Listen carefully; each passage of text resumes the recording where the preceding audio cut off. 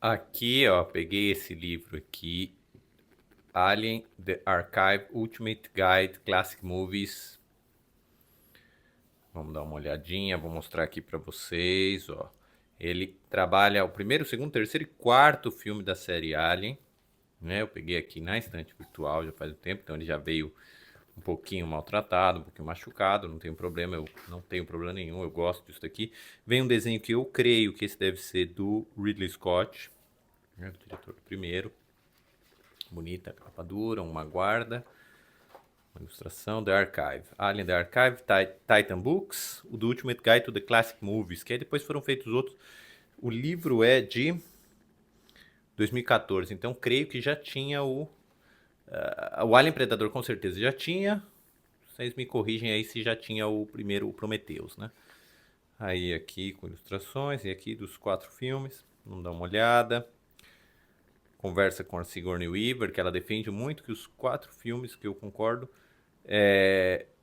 por mais que algumas pessoas tenham problemas com alguns filmes, são os realizadores, os diretores e a equipe de arte, todo mundo teve muita autonomia para fazer cada um filme diferente, um filme com muita personalidade. Isso eu admiro da série Alien clássica, né? Os filmes assim, os 4 filmes.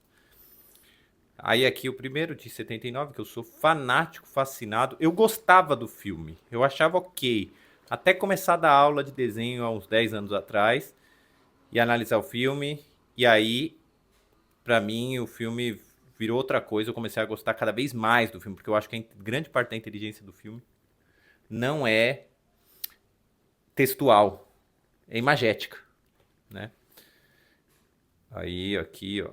Então, é um livro que conta um pouco de bastidores, mas tem muito de arte, muita de fotografia, é um livro um pouquinho de artbook. Eu indico para quem gosta de Alien, indico muitos documentários que tem, devem ser disponíveis aí fácil de olhar na internet. Os documentários têm um documentário gigantesco, de 2 horas, 2 horas e meia, que é The Monster Within, The Beast Within, que é sensacional, né? Entrevista com todo mundo, Dan Bannon, né? Aqui muitas imagens de arquivo, aqui ó, imagem do elenco, jovem Ridley Scott, grande elenco. Uma das coisas que diferencia Alien de muitos outros filmes é o elenco brutal, só atorzaço. Só atorzaço. John Hurt, gênio. Ian Holm, gênio. Sigourney Weaver, acho que o primeiro papel dela, o segundo papel dela no cinema, sensacional como protagonista. A Veronica Cartwright, grande atriz de filme de terror, já tinha feito, acho que nessa época, o Vampiros de Almas, né? Richard Dean Stanton também traz um tom cômico, leve para o filme, muito bom. O Yaphet Kotto, que na minha opinião é a melhor interpretação do filme, num filme que só tem atorzaço, ele assim, ele arrepia. E o Tom Skerritt, tá ótimo também, todo mundo muito bem. Adoro esse relógio que é duplo, né, da Ripley. Aqui. Bem, direção de arte sensacional, aqui o Tom Skerritt. Aqui, ó. Aqui ele conta que o Ridley Scott deixou eles completamente à vontade. O Ridley Scott fala isso no documentário, né? Falou assim, meu, eu tinha tanta coisa para me preocupar em termos de efeitos especiais, visuais, cenografia, efeitos práticos, que ele falou, vou deixar com vocês tudo. E ele deixou com os atores, falou, meu, vou chamar baita atores, só tem atorzaço, eles vão tocar o barco. E realmente tocam, né? Vamos lá. Aí aqui começam algumas imagens do Chris Foss, olha que lindo. Os concepts, essa é a parte mais interessante para o pessoal que é de desenho, ó. Aqui é o Ron Kubi, não é? Ron Kubi, lindos traços. Tem uma curiosidade que o pessoal da arte, o Ron Kubi, o Roger Christian, né? Eles nunca olharam direito o que estava sendo feito pela equipe do Giger. Os produtores, o diretor, todo mundo deixou bem separado a equipe do Giger e a equipe do Christian e do Ron Kubi, porque ele queria que fosse brutal a diferença visual dos dois universos, o universo humano e o universo Alien.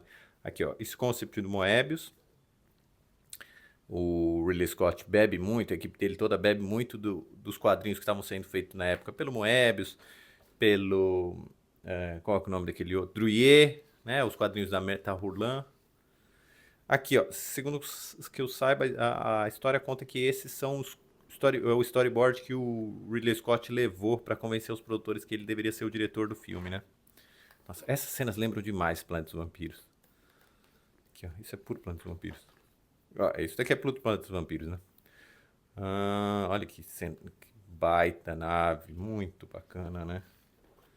Bem, essa é a parte mais legal desse livro. Olha, olha que incrível isso aqui. Aqui, ó. Aqui Moebius também. E aí começa os concepts do Giger, ou inspirados no trabalho do Giger. Aqui, ó. Olha que lindo esse daqui. Talvez Moebius, aqui eles não dizem, não sabem direito quem é. Aí mais storyboards, provavelmente também do Ridley Scott ou da equipe dele, mas o Ridley Scott é um desenhista, então ele sabe desenhar.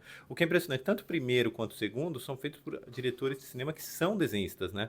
O Ridley Scott e o James Cameron. Os caras desenham muito. Olha o Space Jockey, que sensacional ele sendo modelado. Né? Os caras, os dois diretores dos primeiros filmes têm um aspecto visual altíssimo. Na verdade, todos, né? Os 4 primeiros filmes têm uma inteligência visual tremenda aí, ó. Aí, concept do Giger.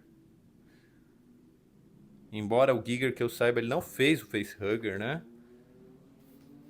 Ele não fez o Facehugger, ele teve o concept, mas ele foi ajudar a fazer outras coisas que eu me lembre, não sei, tem que olhar aqui.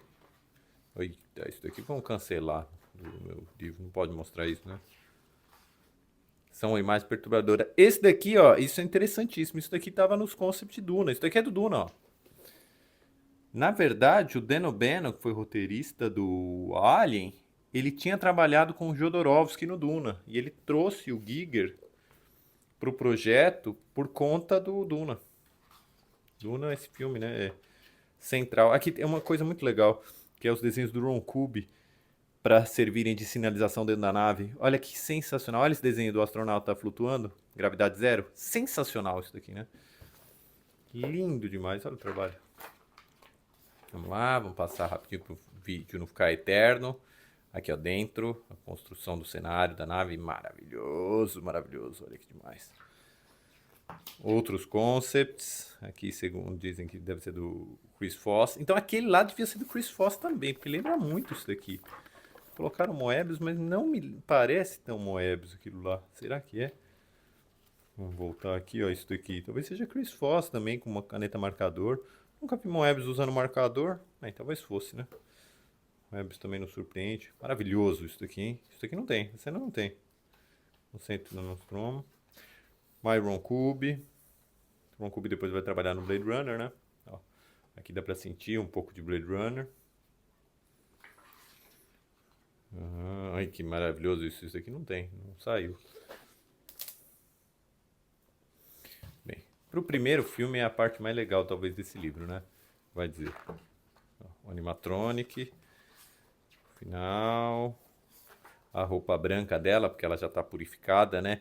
Que eu adoro, a gente não falou desse figurino aqui, que é uma coisa meio samurai, meio jogador de hóquei, meio escafandro. Nada NASA. O legal do filme é que não bebe da NASA. Aqui, ó. Aliens de 86, feito 7 anos depois. E, segundo o Tarantino, eu concordo, não existia filme na história que ele fala que teve uma expectativa tão alta quanto esse filme. A expectativa brutal e ele entregou tudo que a gente esperava, né? Um dos melhores filmes de ação de todos os tempos. Todos os tempos. Eu prefiro a versão não do diretor. Eu acho que o Cameron, ele aumenta demais o filme, ele infla o filme onde não precisava. Grandes atores aqui, James Remar, o James Cameron aqui. O Cameron depois tem uma carta que ele escreve para o Giger, falando que ele não chamou o Giger porque ele achava que ele tinha que ser o responsável visual. Como ele era pintor, artista e tal, ele até pede desculpa para o Giger, escreve uma carta pedindo desculpa por não envolver o Giger no projeto. Aqui, grandes, porque é engraçado, você tem uma equipe gigantesca de alienígenas, né? E mesmo assim contam que eles... Tinha várias cenas que entravam alienígena em cena, aí tomavam um tiro, atacava, e aí ele voltava pro fim da fila e voltava a atacar de novo, porque por trás da câmera, para parecer que a multidão era muito maior de alienígenas. Aqui adoro isso. Uma das coisas que eu gosto do segundo filme é o tempo que ele dá de ambientação, pra gente sentir esse espaço, esse laboratório. Isso é maravilhoso, parece um videogame, né? Vamos lá, grandes imagens. Sulaco. Olha que lindo. Lindo isso daqui. Sulaco é muito legal. Ele tem uma pegada Tropas Estelares. Bem militarista. Lance Henriksen tá ótimo no filme. A Colônia. É um filmaço. Quem não assistiu, outro dia eu tava falando no grupo de Clube do Filme, de gente que não assistiu o segundo filme. Fico chocado e quase invejo, porque o segundo filme é maravilhoso. Tá aí um filme que eu queria ter assistido no cinema. Olha que filme gigantesco, forte, grandioso, musculoso esse filme. E dá muito mais protagonismo pra Ripley, se é que é possível, né? Esse daqui são concepts do próprio Cameron, se eu não me engano, é? São concepts do Cameron, ele é desenhista, né? Olha lá, ó. Cameron faz tudo também, né? Toca todos os barcos, só não faz a trilha sonora. Grotesco. A ideia da rainha é maravilhoso. Maravilhoso. A ideia do. Esse daqui é do Cameron também. A ideia do comic book, né? Parece um quadrinho. A ideia da luta com mecha é genial, né? Aí vem o terceiro filme, e aí? E aí, gostamos ou não gostamos do terceiro filme? Eu gosto de muita coisa do terceiro filme, mas não acho que ele tá no nível dos dois primeiros. Adoro a Ripley careca.